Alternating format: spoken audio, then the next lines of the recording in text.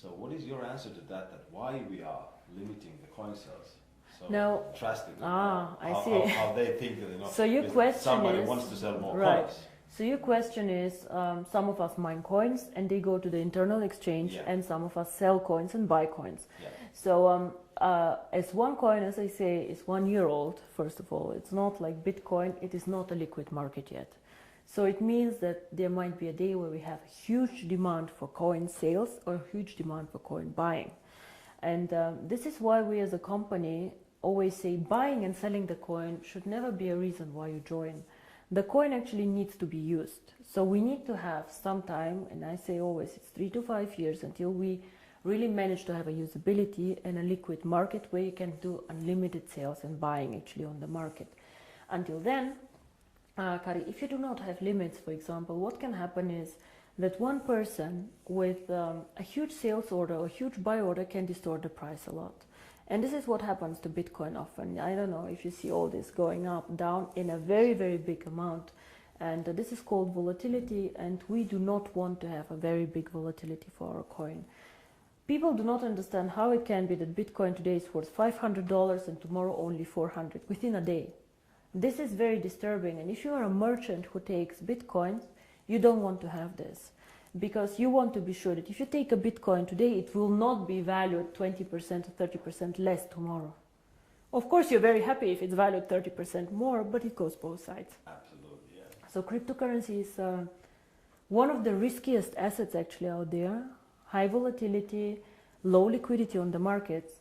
So for us to achieve a high liquidity, we need to work first on the value creation of the coin, on the liquidity, and it will take time.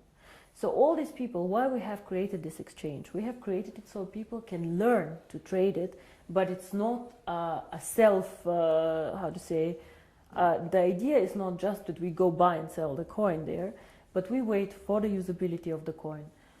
This coin is very, very young.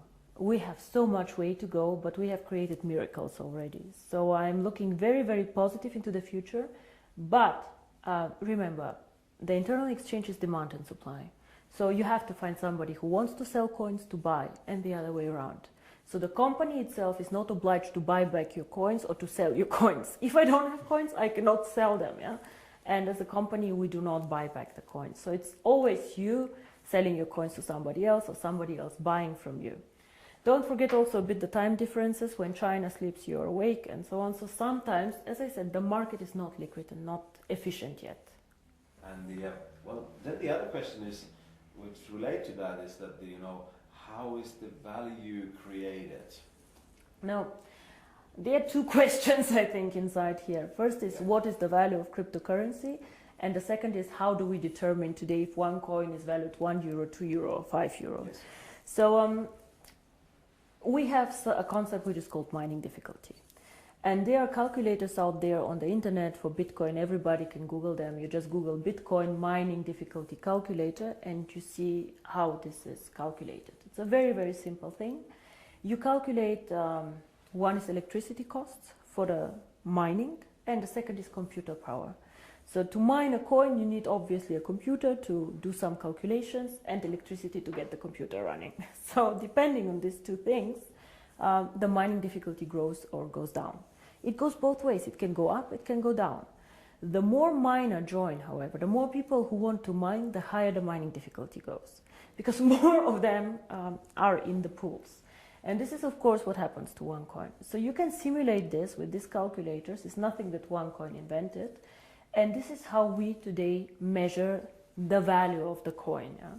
So we say if it costs us €5 to create the coin due to electricity, the servers and the computer power, this is what we think is the appropriate price.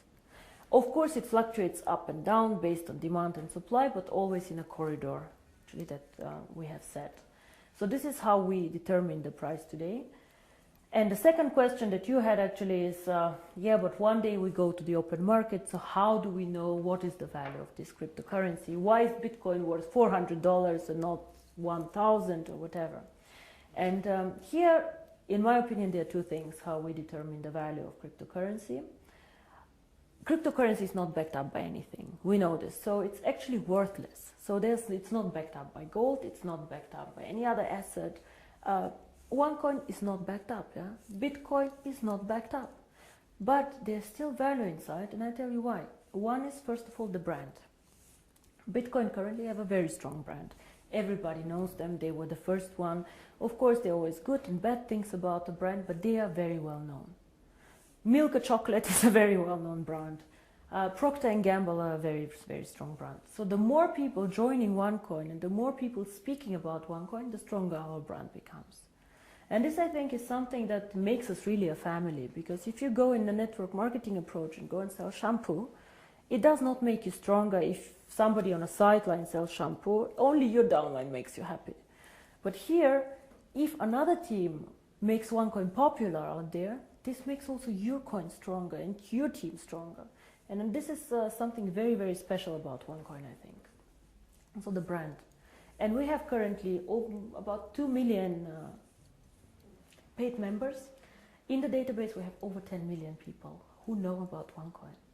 So we for sure have more users than Bitcoin, for sure. We are different, we are in a different system, but there are 2 million people who tomorrow could start using the coin if we want to. And this is great. So this is one part of the value, but most people use Bitcoin currently as value storage, like gold. I put it in the safe and I keep it there, which is okay, but a bit of a dangerous concept. Everything that goes up can also go down, and you're not special.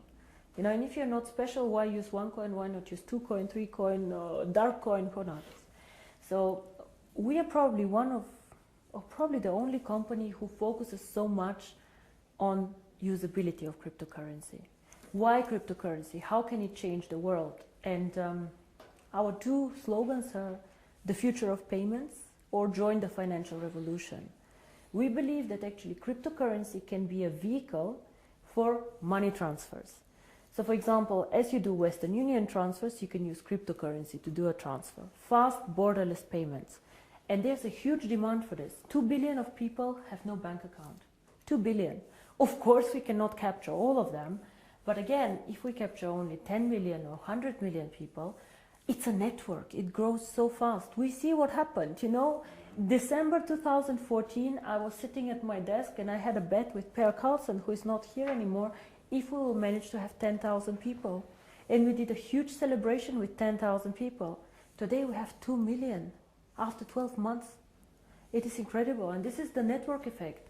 The more people know about OneCoin, the more they will come and the stronger the brand becomes.